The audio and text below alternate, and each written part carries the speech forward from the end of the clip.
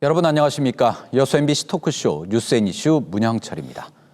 여수 산단이 심각한 고용 위기에 직면해 있습니다. 석유화학 산업이 불황을 겪으면서 신규 채용은 사실상 중단됐고 기존 노동자들마저 일자리를 잃고 있는 겁니다. 정부가 고용 위기 지역 지정을 검토하고 있는 가운데 최근 여수 산단 노동자들을 위한 지원금 지원 사업도 시작됐는데요. 오늘 이 시간에는 여수 산단 고용 위기의 현실과 관련 대책 짚어보겠습니다. 함께 이야기 나눌 세 분 소개합니다. 서운수 전라남도 일자리 투자유치국장입니다. 안녕하십니까? 네, 다음으로 최관식 민주노총 여수시 지부장입니다. 안녕하십니까? 네, 그리고 여수 MBC 최황지 기자도 함께합니다. 안녕하십니까? 네, 이 석유화학 산업의 침체 문제 저희가 몇 차례 짚어봤는데 이제는 노동자들의 일자리가 위협받는 상황까지 오게 됐습니다. 정부와 지자체가 노동자들을 지원하기 위한 사업들을 이제 시작하기도 했는데 우선 어떤 사업들이 있고 현재 추진 상황은 어떻게 되는지 자세하게 설명 좀 해주시죠. 이제 잘 아시는 대로 글로벌 공급가임 때부터 이로 인해 가지고 우리 여수 석유화학 산업이 상당히 좀 어려움을 겪고 있고요. 이로 인해 가지고 제일 먼저 영향을 받고 있는 것은 현장에 있는 근로자 여러분들이 일감 감소로 인해 가지고 영향을 받습니다. 네. 그리고 동시에 일부 지금 이제 재직 근로자들 이런 분들 같은 경우는 대기업 같은 경우는 전환 배치라든가 신규 사업을 갖다가 신규 인력 배치를 갖다가 좀 중단하고 있는 그런 상황입니다. 그만큼 고용 불안이 이렇게 커지고 있는 상황이고요. 그래서 저희들은 아까 여수 석유화학 산업을 위해서 정부와 함께 해가지고 이 관련해서 한 53억 원 국비 도비 해가지고 53억 원을 활용해가지고 우선은 실직자라든가 일용 근로자 대상으로 해가지고 구직 활동비 150만 원을 갖다 지원하고요. 그다음에 재직자라든가 일용 근로자 대상으로는 건강복지비로 해가지고 40만 원을 갖다 지원하는 사업을 추진 중에 있습니다. 네, 방금 말씀하신 게 이제 고용회복 지원금 사업. 네, 그렇습니다. 네, 이건데 지난 1일 여수 상공회의소에서 선착순으로 현장 접수가 이루어졌습니다. 반나절 만에 마감될 만큼 많은 인파가 몰렸는데 당시 노동자들의 반응 또 현장 분위기 어땠습니까, 최영지 기자? 네, 일단 먼저 고용회복 지원금 사업이 이제 재직자 1,780명에게 40만 원씩을 지원하는 이제 근로자 패키지 지원 사업이잖아요. 이게 반나절 만에 정원이 초과가 됐는데요. 추가 접수로 지금 500명이 더 접수를 했다고 합니다. 그런데 이제는 예비 접수도 안 받고 있는 상황인데요. 실직자 그리고 일용 근로자 2,800명에게 150만 원을 지원하는 이 새 출발 지원 사업은 계속해서 신청을 받고 있고 지금 절반 이상 신청을 받았다고 합니다. 근데 현장 분위기는 이 수천 명의 인파가 몰릴 정도로 굉장히 참여도가 높았습니다. 그 현장 당일에 일일 당일에 한 4천 명 정도 왔다고 해요. 그 정도로 많은 이제 관심이 이어졌는데 이 현장에서 만난 노동자들은 일감이 없었는데 위안거리다. 그리고 아이들 학원비나 밀린 공과금을 내겠다고 말하는 등 좀 반기는 분위기가 사실은 많았습니다. 네, 이 어려움 겪고 있는 노동자들에게 좀 도움이 됐으면 좋겠는데 어떻게 보세요? 예, 그 지원금을 받은 그런 노동자들한테는 도움이 되죠. 안 그래도 이제 지금 당장 수입이 없었는데 실직하신 분들한테는 150만 원, 그리고 지금 일을 하고 계신 분들한테는 어쨌든 40만 원 그렇죠. 이렇게 지원을 하는 거니까 이 받으신 분들은 분명히 도움이 되는 일인데, 근데 중요한 게 뭐냐면 이게 예측이 조금 빗나갔다는 거예요. 그래서 사실 이 40만 원을 받을 수 있는 인원이 1,800명으로 되어져 있잖아요. 이건 너무나 작았던 거죠. 그러니까 일용직 노동자들이 10,000명이 넘고 또 대공장의 사내하청 노동자들 그리고 연관단지에 있는 노동자들 이렇게 다 포함을 하면 실제로 이제 40만 원을 받을 수 있는 이 인원은 훨씬 더 늘려야 되지 않았겠나 이렇게 싶고, 그리고 또 한 가지는 이 150만 원을 받을 수 있는 그 이름이 위기근로자 새출발 희망 지원 사업 같은 경우에는 이게 자격 요건을 제가 볼 때는 또 우리 노동조합에서 볼 때는 구간 설정을 조금 잘못한 측면이 있어요. 그러니까 올해 25년도 3월에서 5월 이때가 잠깐 여수 산단에 일이 있었을 때입니다.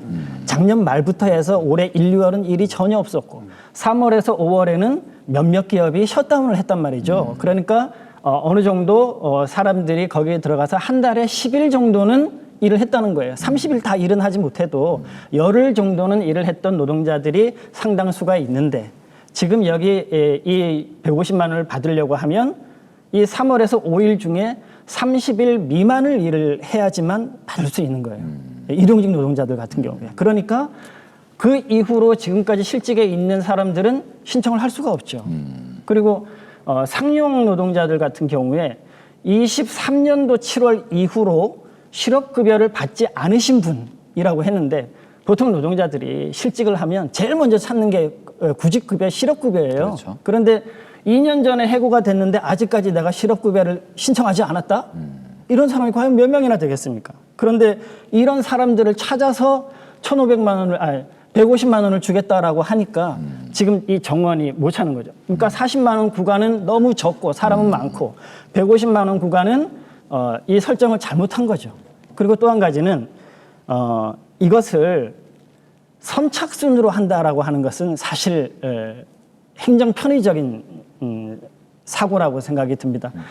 그러니까 누구는 받고 누구는 못 받는 거죠. 나도 해당이 되는데 일하느라 다른 일 때문에 조금 못 갔는데 늦어서 못 받는 경우가 생기는 거죠. 그러면 이러면은 받을 수 있는 사람이 못 받게 되면 또 다른 갈등 요인으로 발생을 할 수 있는 이런 거라고 봅니다. 그래서 저는 어찌됐든 지금이 첫 번째 사업이고 1차이기 때문에 이런 오류들이 좀 있다라고 보고 이후로 저는 2차, 3차 계속 되어져야 된다 이렇게 생각합니다. 방금 말씀하신 뭐 지급 방식, 신청 방식에 대해서 말씀하셨는데 그러면 선착순이 아니면 어떤 방식이 좋겠다 뭐 생각해 보신 게 있으십니까? 이 같은 경우에는 저는 이렇게 그 노동조합이 있는 곳은 지금 특히 이제 대상자가 건설 일용직 노동자들의 노동조합이 2개가 있어요. 토목 건축 노동자들이 있고 플랜트 노동조합이 있고 그러면 이 노동조합을 통해서 이 해당하는 사람들을 미리 이제 추려볼 수 있는 거죠. 그리고 어떤 구간이 가장 많은 사람들이 혜택을 볼 수 있는지도 같이 논의를 했으면 좋겠고요. 접수를 받는 것도 선착순이 아니라 노동조합에서 충분히 그런 수요 조사들을 하고 그래서 이 금액이 예를 들어서 53억인데 이게 지금처럼 1,800명이 아니라 만약에 3,600명이 된다 그러면 금액을 조금 줄일 수는 있지 않겠습니까?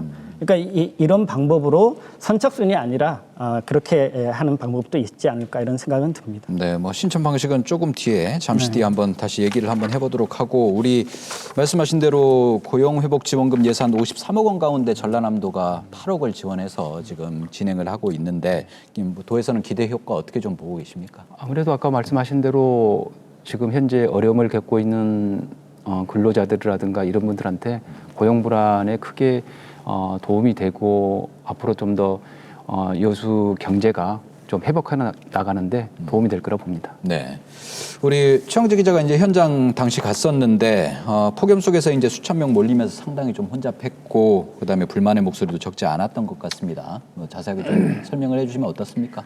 예, 일단 현장 분위기를 말씀드리면은 사업 접수 시작 시간은 오전 8시였거든요. 그런데 6시 40분쯤으로 조금 앞당겨서 오픈이 됐습니다.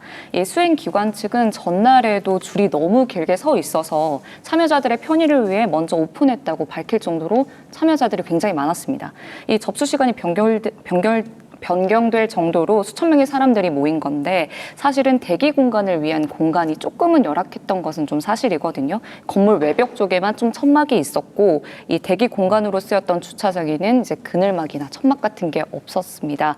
당시 여수는 폭염 경보가 발효될 정도로 매우 무더웠던 날씨였고요. 야외 대기 상황 중에서 사고가 날 수도 있었던 상황이에요. 소방에서는 그래서 이제 10시쯤 살수차 투입해서 바닥에 물 뿌렸었고요. 뭐 이런 긴급 지원도 이루어졌었고 그리고 여수 상위에서도 중간에 대기자들 좀 돌려보낼 수 있도록 번호표를 배부하고 이제 돌려보냈거든요. 하지만 이제 참여자 가운데는 좀 출근 전에 오셨던 분들, 그리고 사람이 몰릴지 전혀 모르셨던 분들이 있어서 좀 긴 대기 시간에 발길을 돌리셨던 분들도 있고 불만을 표출했던 분들도 있었습니다. 네, 어쨌든 좋은 취지에서 이제 진행되고 있는 사업인데 이 수요 예측에 대한 부분 또 접수 방식에 대한 부분 이런 부분은 뭐 향후 비슷한 사업이 진행이 되면 좀 달라질 필요가 있다고 봐야 될까요? 어떻게 봐야 될까요? 저는 제가 이제 아까 말씀한 대로 현장에서 그럴 수밖에 없었다는 것은 제가 아까 처음부터 이야기하셨습니까? 가장 영향을 받고 있던 사람들은 재직 근로자들이 아닌 일용 근로자들 이분들이었고 저희들은 연초부터 누차에 반복해서 이런 분들한테 혜택이 없는 어떤 그런 사업들을 지원해 준다는 것은 큰 의미가 없다고 계속 고용노동부하고 이야기를 했고 연초부터 수차례 또 우리 플랜트 노조라든가 또 기업 의견도 들었지만 계속해서 소통을 해왔던 게 사실입니다. 또 그러한 방향 이에서 이 사업들이 설계되고 이런 것들이 저희들이 뭐 단독으로 이렇게 발굴할 수 있는 사업은 아니지 않습니까? 네. 그렇게 했는데 그래서 이제 이런 부분에 대해서는 저희들이 이런 작은 어떤 이런 부분들은 있지만은 고용노동부에 정말 그래도 감사하다는 말씀은 나는 이 자리를 빌어서 도움을 드리고 그분들한테 어떤 이 사업에 대한 어떤 전향적인 적극적인 의지 없으면 이 사업 53억 원의 어떤 사업은 지원될 수 없는 그렇겠죠. 사업입니다. 그리고 네. 그런 부분은 또 고용노동부가 왜 그러냐면 기존에 해왔던 사업의 패턴이 있는데 사실 이런 패턴으로 사업을 한 적은 없었습니다. 다만 아까 제가 다시 반복돼서 하는 이야기지만 이 일용 근로자들의 어떤 개개인의 어떤 어려움을 갖다가 조금이라도 이게 해결해 줄 수 있는 건 아니지만 이 산업위기 속에서 산업이 해결되지 않으면 사실 고용위기가 완전히 전향적으로 해결될 수 있는 여건은 안 됩니다. 그래서 이런 부분들한테 조금이라도 피부에 와닿을 수 있는 사업들을 현장 의견들을 들어서 설계했던 것이 이제 이 사업이라는 걸 다시 한번 말씀을 드리고요. 네. 그다음에 이제 이번에 접수 방식은 여수하고 광양이 있습니다만 좀 달랐습니다. 광양은 온라인을 갖다 병행을 했고요. 제가 또 광양은 직접 가서 이야기도 들었고 반응은 굉장히 대단히 좋았습니다. 네. 대단히 좋았는데 여수가 이제 이렇게 오프라인으로 하는 부분에 대해서 이제 그런 현장의 이야기를 제가 들었었는데 이것도 역시 현장 의견을 들어서 저희들이 불가피하게 이렇게 했었다는 말씀을 갖다 양해를 드립니다. 왜 그러냐면 현장에 바쁘신 분들이 저희들이 원하는 서류라든가 첨부 서류 이런 것을 갖다가 다 제출해 주기 하기는 굉장히 어렵다는 것이 목소리가 있었습니다. 네. 그래서 그렇다면 저는 아까도 다시 한번 반복드리지만 1번은 일용 근로자들한테 한 분이라도 더 이런 분들한테 이 사업들이 지원이 되고 그분들이 쉽게 다가올 수 있는 그런 사업이 돼야 된다. 신청 접수의 애로 때문에 이 사업이 그분들한테 가지 못한 데서는 안 된다. 그랬고 또 이런 것들이 또 현장하고 이야기가 돼가지고 오프라인으로 됐다는 것을 갖다 여러분들에게 설명을 드립니다. 네. 정부 지자체 예산으로 노동자들을 직접 지원한다는 점은 좋은데 어쨌든 이제 재정의 한계가 있으니까 계속해서 이번 사업 뭐 이런 사업들을 뭐 쭉 해나갈 수는 없잖아요. 현금으로 그렇습니다. 지급하는 거. 네. 우리 노동단체에서 보시기에는 근본적인 대책 뭐 어떤 것들이 필요하다고 좀 보십니까? 예, 사실 근본적인 대책은 정말로 근본으로부터 바꿔야 되는 거잖아요. 그래서 지금 우리가 산단의 고용 위기라고 할 때 정규직, 비정규직, 그리고 일용직 노동자 이렇게 좀 갈라서 봐야 될 것 같습니다. 근본적인 대책이. 그래서 지금 고용 안정을 위한 이 지원 사업은 그야말로 이제 급하니까. 그래서 아까 국장께서도 말씀하셨지만 고용노동부에서 긴급하게 자원을 편성을 해서 이렇게 하는 겁니다. 근데 이거는 응급 처방이죠. 근데 응급 처방이라도 해야 되는 건 맞는데 근본적인 것은 뭐냐면 여수 산단에 기본적으로 이 고용 구조를 개편하는 겁니다. 그러지 않으면 지금처럼 계속 상시적인 고용 불안, 상시적인 해고 위협 이것이 원청과 하청의 이 사이에서는 이 구조에서는 이게 없어지지가 않아요. 그러면 근본적으로는 뭐냐? 하청 노동자들의 정규직화를 다양한 각도로, 다각도로 시도를 해야 됩니다. 그래야만 근본적으로 고용 안정을 가질 수 있다 이렇게 보는데 최근에 지난번에 제가 이제 MBC 뉴스에서도 봤지만 이 근로자 지위 확인 소송을 낸 그런 하청 노동자들만 골라서 해고를 하는 업체가 있고 또 최근에 방송에는 나오지 않았지만 업체가 바뀌는 과정에서 유독 한 노동자만 고용 승계가 되지 않았어요. 이유를 알고 보니까 이 노동자만 근로자 지위 확인 소송 중인 거예요.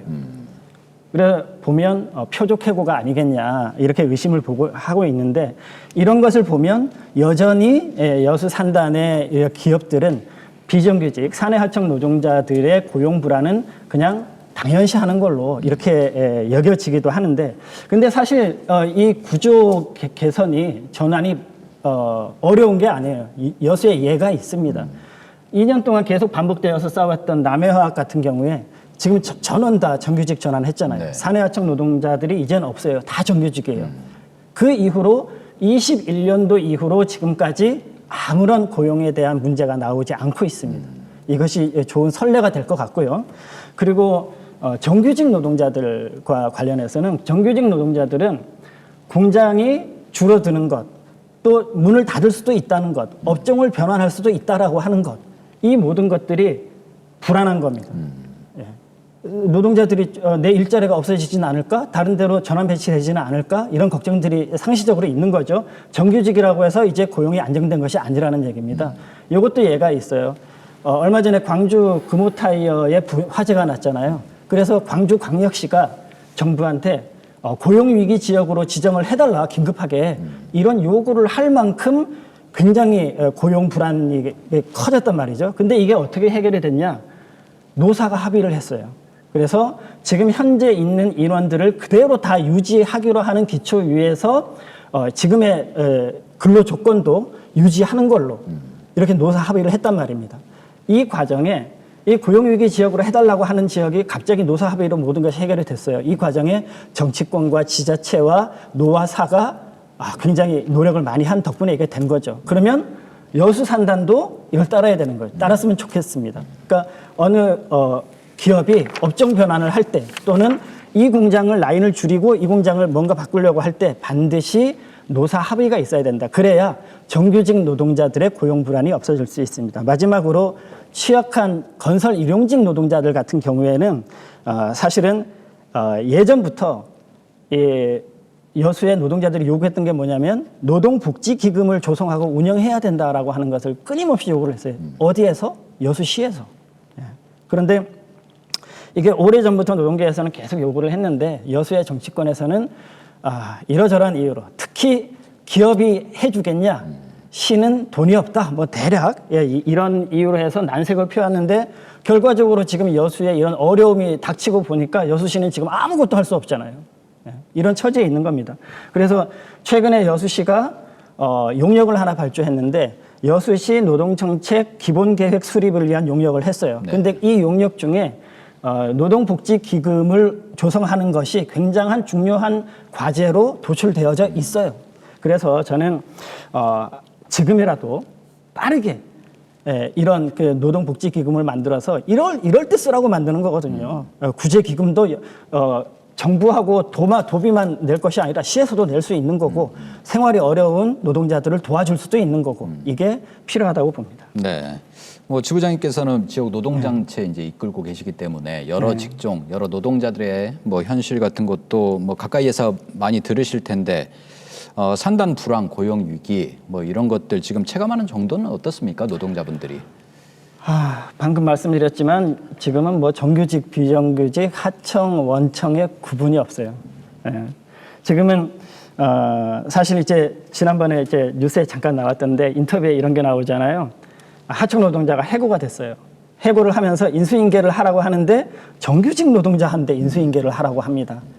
이제 정규직 노동자들이 하청 노동자의 일을 해야만 하는 이런 시기가 온 것이고 하청 노동자는 해고의 수순을 밟을 수밖에 없는 거고 이런 상황에 와 있는 거죠. 그리고 하청 노동자들은 출근을 하는데 일이 없어요. 가서 대기만 합니다.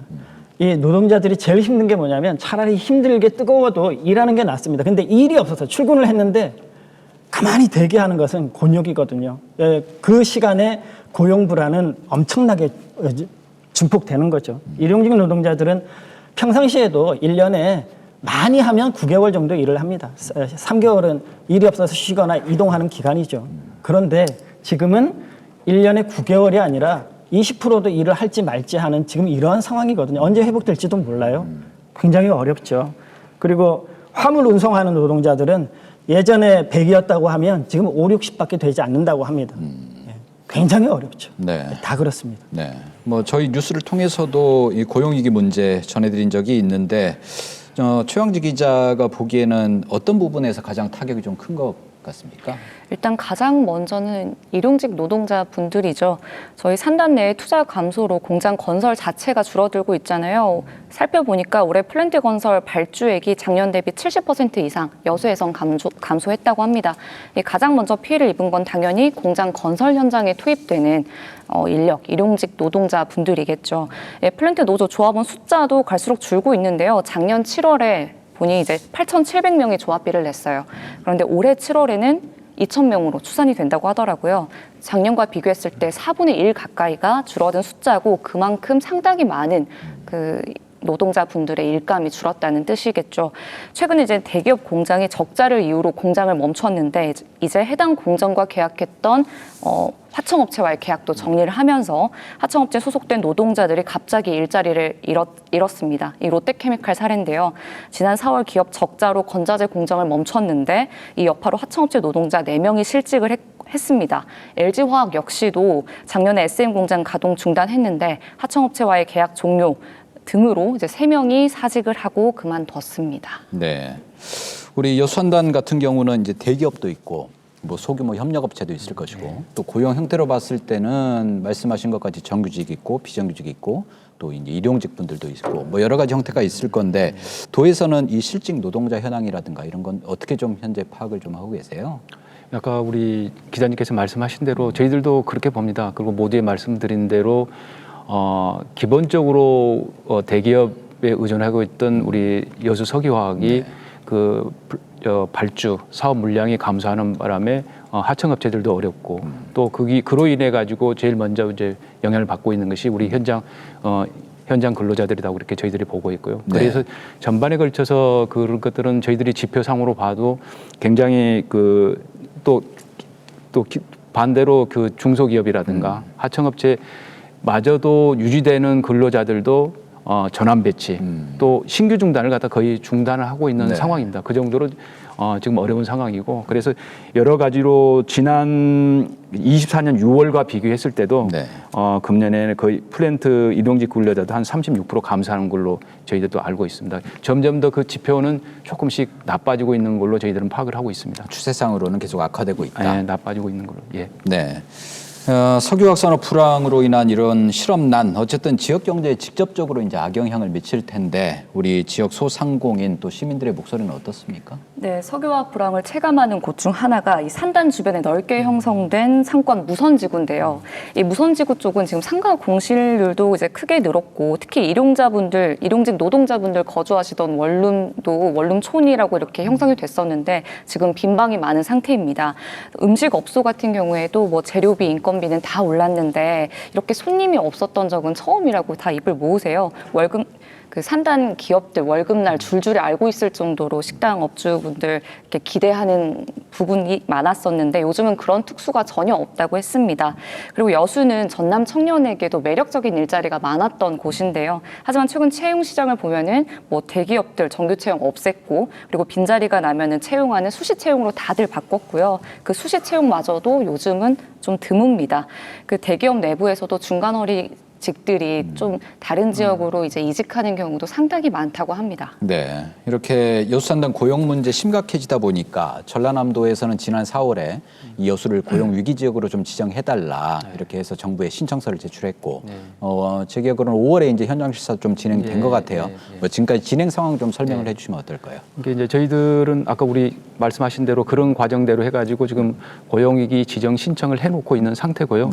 그래서 그 전과 후나 계속해서 우리 고용부하고 또 건의라든가 소통을 해오고 있는 상황입니다. 그간에 이제 배경을 말씀드리면 저희들의 우리 여수를 바라보는 입장은 그거였습니다. 뭐냐면은 여수 석유화학 산업위기 선제대응직이 지난 3월에 지정되지 않았습니까? 어려운 구도. 근데 그에 맞춰서 우리 여수 석유화학 고용위기 지정도 돼야 된다.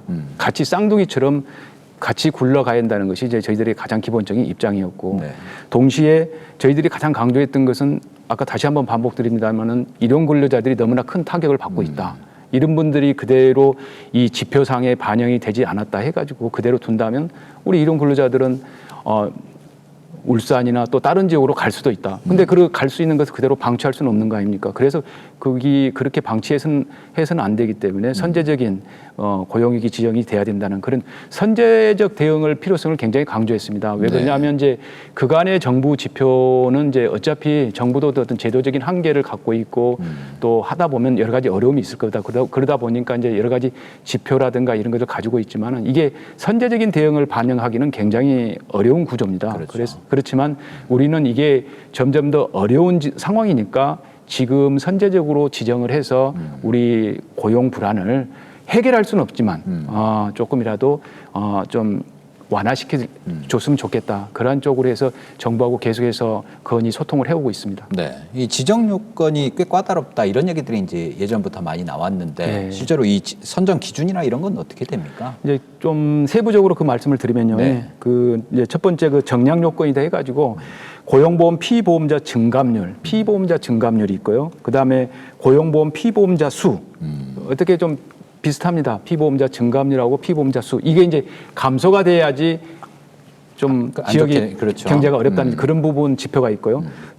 세 번째는 이제 구직 실업급여 신청자 수가 있는데 이건 뭐 충분히 우리가 이해할 수 있는 부분이고 신청자 수가 는 만큼 굉장히 지역의 고용이 어렵다는 것을 반영한다는 그런 지표가 되어 있고 네 번째는 고용보험에 가입한 사업장 수 이제 그 개개인이 아니라 기업이 그만큼 감소가 돼야지 고용이 어렵다는 그런 상황인데 쉽게 말하면 이건 고용보험 사업장 수가 감소된다는 것은 거의 문을 닫아야 된다는 그런 지표를 반영한다는 걸로 쉽게 해석할 수가 있습니다. 폐업을 했다 뭐 이런 식으로. 그렇습니다. 그렇게 해야지 이 지표가 반영되는데 그래서 굉장히 이것은 그 지역이 정말로 이런 상황까지 온다면 이건 뭐 거의 너무나 어떤 지역 경제에 큰 영향을 미치는 어떤 그런 부분을 담고 있는 그 지표라고 보고요. 그래서 제가 아까 모두에 말씀드린 대로 그렇게까지 가버리면 되겠느냐. 선제적으로 지금 이 시점에서 우리 정부의 시스템이 가동돼야지만이 조금 더 현장에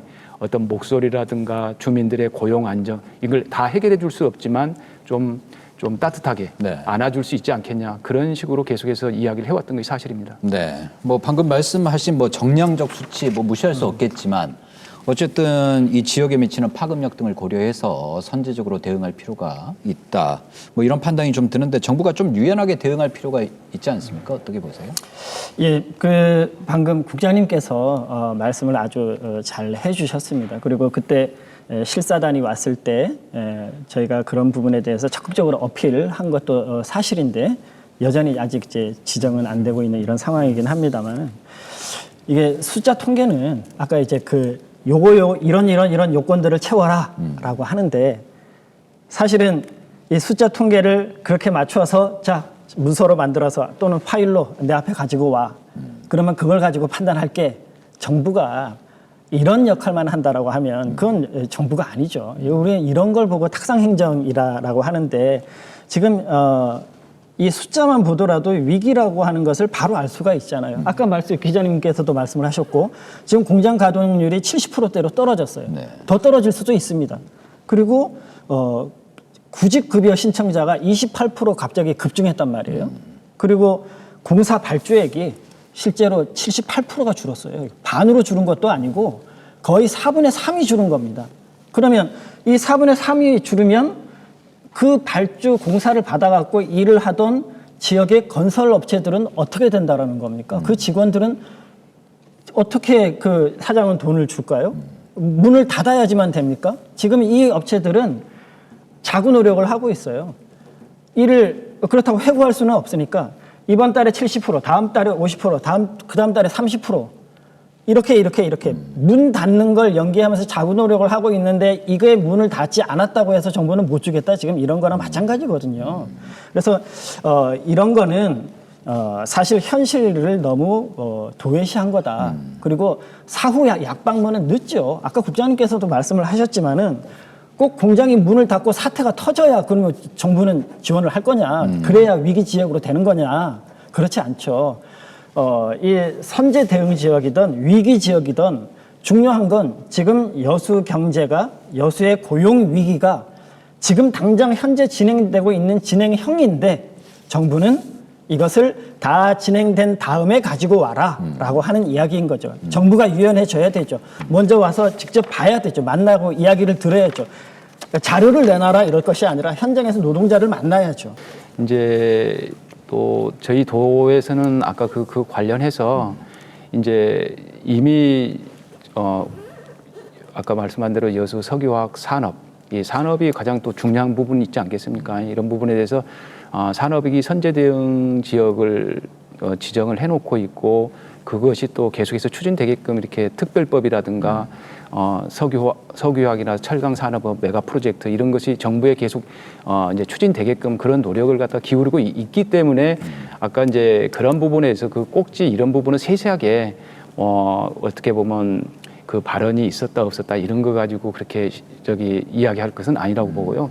이미 그 여수 석유화학 부분에서 산업위기 이라든가 고용위기 또 고용위기도 저희들이 또 아까 말씀한 대로 이미 지사님께서도 또 그렇게 정부에 반영해가지고 반영이 되고 있고 또 계속해서 저희들도 또 이제 또 지정 여부가 남아 있지 않습니까? 그런 부분도 계속 저희들이 또 이야기하면서 좀 하고 있거든요. 그러다 보니까 이제 그것을 발언했냐 안 했냐보다는 계속해서 그걸 하고 있었기 때문에 또 우리 지역에서 또 중요한 그 시점에서 왜냐하면 또 이 한 가지만 가지고 또 할 수 있는 건 아니지 않습니까? 더 중요한 부분들이 또 있다 보니까 그런 것을 그때그때 또 새롭게 제시를 하면서 또 우리 도의 어떤 프로젝트로 새롭게 정부 계획으로 끌고 가야 되는 어떤 그러한 어떤 책무가 있기 때문에 그랬다는 것을 다시 한번 그 말씀을 드리고요. 또 이러한 부분은 아까 그리고 이제 또 예산을 갖다가 뭐 이렇게 더 증액하고 이런 부분은 저희들이 이제 계속해서 아까처럼 고용위기 그 지정 여부 뭐 지사님도 굉장히 크게 그 관심을 갖고 있습니다. 그 지정 여부를 갖고 있고 이기 때문에 이제 그 여부와 관련해서 또 예산이라든가 이런 것은 또 정부하고 또 이렇게 국회 이런 쪽하고 해갈 일이기 때문에 그런 부분은 충분히 그렇게 이해를 해주셨으면 좋겠습니다. 네. 네. 그 지금 이제 고용 위기 지역 지정 관련해서 말씀을 한번 나눠봤는데 어쨌든 이 제도가 현실과 좀 괴리가 있다 보니까 지금 최근에 만들어진 제도가 고용 위기 선제 대응 지역 이 나와 있는데 이 두 제도의 차이점에 대해서 우리 최 기자가 한번 설명해 주시죠. 네, 고용 위기 지역은 고용 사정이 현저히 악화됐거나 악화되는 게 확실한 지역에 대해서 이제 고용부가 선정하는 거잖아요. 근데 이제 31일부터 시행된 고용 위기 선제 대응 지역은 이 고용 사정이 악화할 사유가 발생했거나 악화할 것 같으면 이제 지원할 수 있게 하는 건데요. 이 신청서 제출 기관도 다릅니다. 이 지자체가 신청을 하느냐 아니면은 고용노동부 지청이 신청을 하느냐 각각 다른데요. 지금 고용노동부 여수지청은 선제 대응 지역에 여수시를 지금 신청한 상황입니다. 노동부가 예고한 지정안을 좀 살펴보면은 이 휴업시 근로자에게 임금의 일부를 지급할 수 있는 게 휴업 수당인데 이 휴업 수당 같은 경우에도 위기 지역의 경우 60%에서 90%까지 지원할 수 있다라고 하면은 위기 대응 선제 대응 지역은 60%에서 80%까지 지원할 수 있어요. 그리고 생활안정 자금 융자 역시 평상시에는 2천만 원 한도 내에서 대출할 수 있다라고 한다고 하면 선제 대응 지역은 2,500만 원, 위기 지역은 3천만 원 이렇게 위기 지역 사이의 간극 을좀 메워주는 역할을 선제 대응 지역이 하고 있는 거거든요.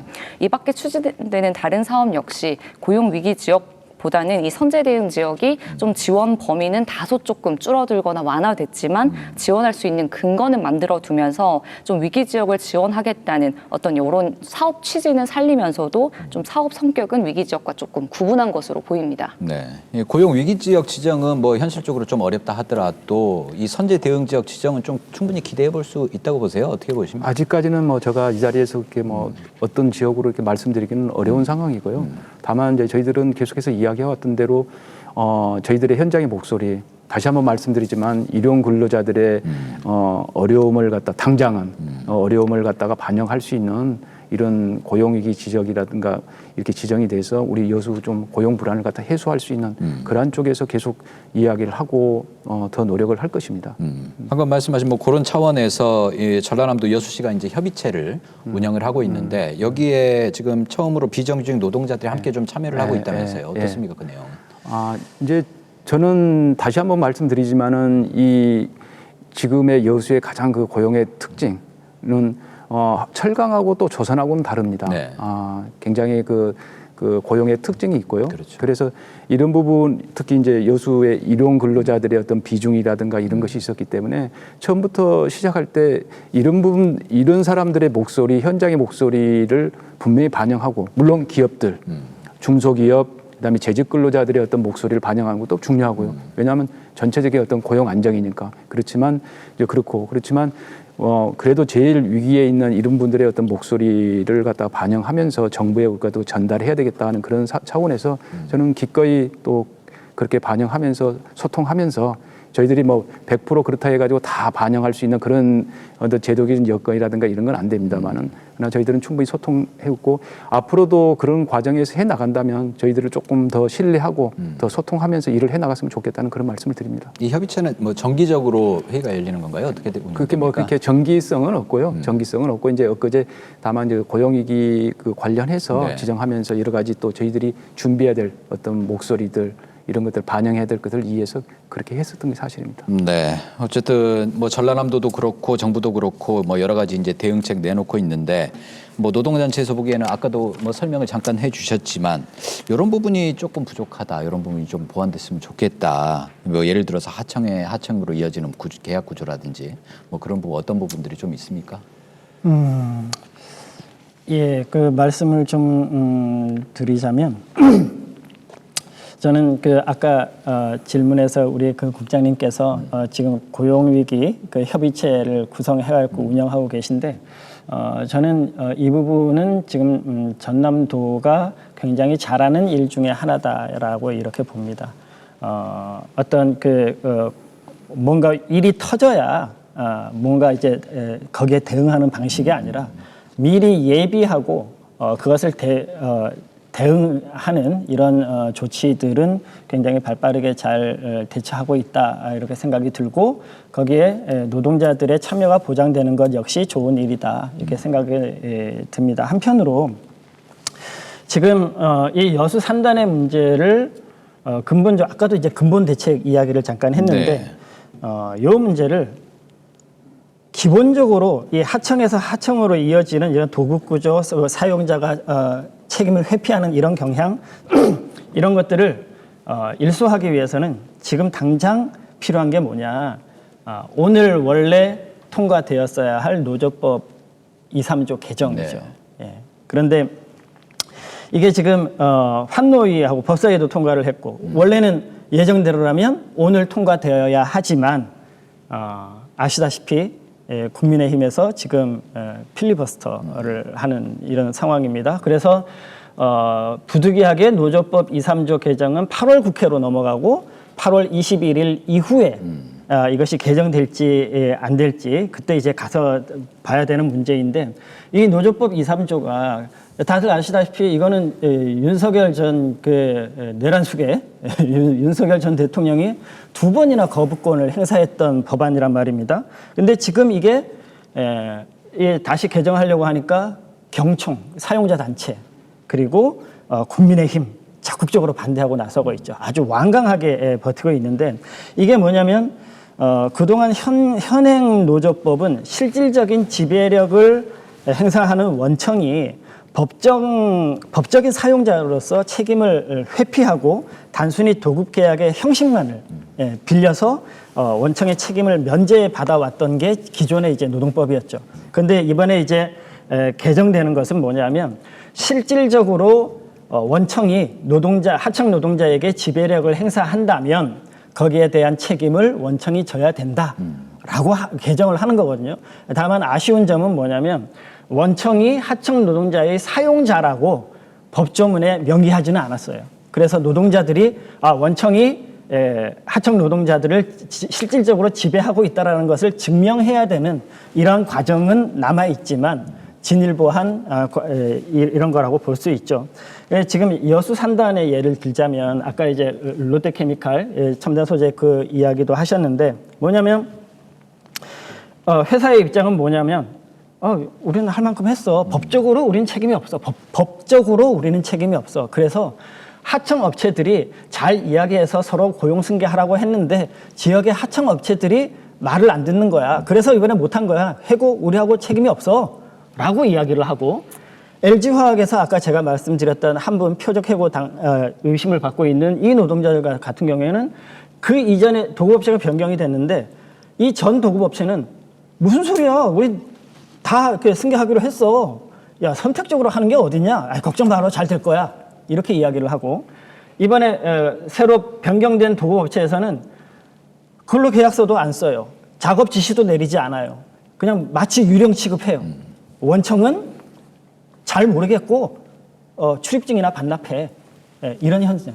예, 그래서 지금 당장은 이 노조법 2~3조 개정을 하루빨리 개정하고 시행하는 것이 근본적인 처방이겠다 이렇게 봅니다. 네, 여수산단 고용위기 문제 뭐 이야기 나눠봤는데 어쨌든 전라남도도 적극적인 역할을 하고 있는 상황에서 뭐랄까요, 정부나 여수시 또 노동단체에 뭐 당부하고 싶은 말씀 뭐 이런 게 있으실까요, 마지막으로?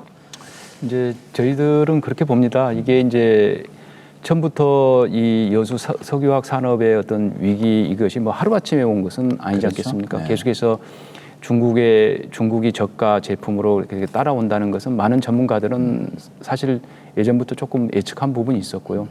이제 그런 것들이 있는데 이제 앞으로도 제가 보면 결론은 힘을 모아야 될 것이 앞으로 이 위기를 갖다 극복하는데 저기 이제 힘을 모아야 되는데 어떻게 하면 이제 R&D나 이렇게 해서 국내 화학 산업을 갖다가 여수가 어떻게 돌파를 갖다가 할 것인가, 돌파구를 마련할 것인가 하는데 이제 주로 새롭게 지금 산업위기 관련해서 지금 아까 말씀한 대로 전라남도에서도 지사님도 이 여수 석유화학을 위해서 특별법이라든가 대전환 이 프로젝트를 갖다가 추진하고 있고요. 이 속에는 결론은 친환경 고부가치를 통해 가지고 품질이라든가 가격 경쟁력을 갖다 올리는 그것이 이제 주 핵심이 될 겁니다. 이제 이렇게 가는 데 있어 가지고 이렇게 가는 데 있어 기업들도 노력해야 될 부분이 있고 또 그간에 국회 또 정부 또 우리 전라남도가 이렇게 힘을 모아서 그렇게 해서 빨리 이 산업위기를 극복하는 것만이 오늘 이 자리에서 주된 이야기를 해왔던 고용위기를 극복하는 가장 빠른